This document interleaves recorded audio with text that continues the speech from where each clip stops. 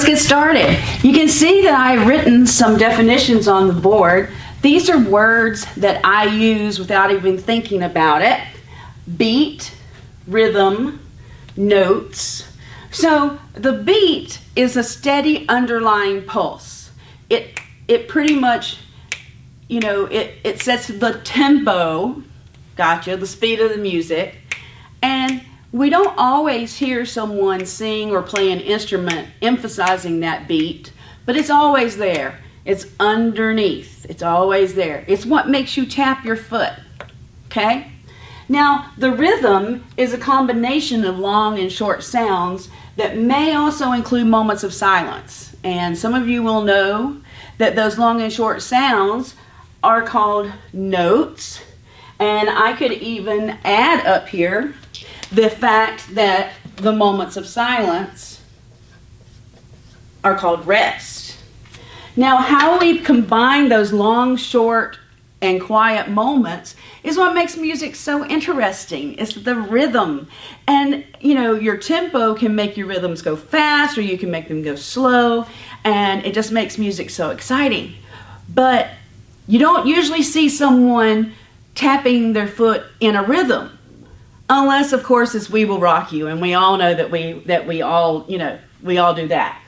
All right, so today, simple, short, and sweet lesson. We're going to talk about notes, and we're going to use the duration.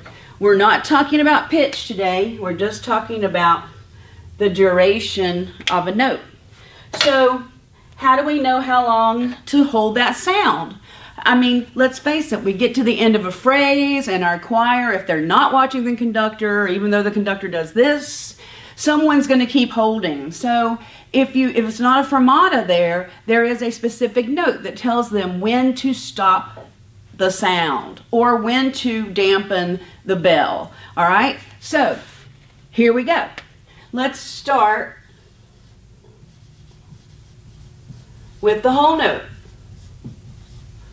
Right, now we're going to assume, I know that's dangerous, we're going to assume that we are talking about music right now that has a 4 on the bottom of its time signature.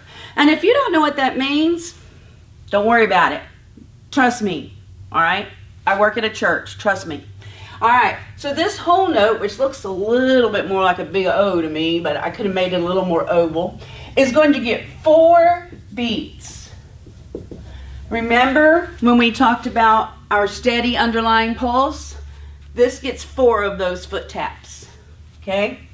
Now, if I put a stem on that note, now it's going to subdivide in half. Oh, get it? And now we're going to have 2 beats. 2 of those steady pats that underlie. How long is that? Well, it depends on the tempo. Right? Then we're going to darken in our note head, still with the stem, and we call this a quarter note. And once again, we are dividing this in half. It's going to get 1 beat. This is so mathematical, and I got to tell you, I didn't do great in math in school, so, but at least they're small numbers. All right. Now, here's the note that begins to give some musicians that are, a little bit more unsure of counting. It starts to give them a little trouble. And this is called an 8th note. And if we're going with the trend, we're going to say that this note gets half of a beat, or 0.5. Okay? Some people don't like fractions. Some people like decimals. So half of a beat. Now I got to tell you about these 8th note guys. They hang out in pairs a lot. Sort of like women going to the restroom, okay? All right, so when we have more than 1 8th note, we take their flags and we put them together as a beam. Now, this pair of 8th notes is now the same length of time as this quarter note, but each one of them is an individual. They each have their own voice. So you would sing or play something for each of these notes. It's just that it would take the same length of time as one note here to play these two notes, all right? All right, so these are the basic notes that you learn all the way back in elementary school to be able to count music. Now, some people count music with numbers. Some people count music or sight sing music with syllables. And in our next lesson, I'm going to actually teach you how to do both. Because if I'm sight singing, numbers can get a little tricky, but syllables can do really nice. And that's called takadimi. Try saying that, it's fun. Takadimi, takadimi, takadimi, takadimi, takadimi. And then using consecutive numbers, I don't even remember who came up with that, but I know that when I was in 3rd grade starting piano, you know, that's how I did it.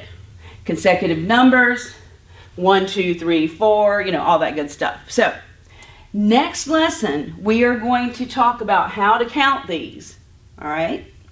And we'll talk about meter,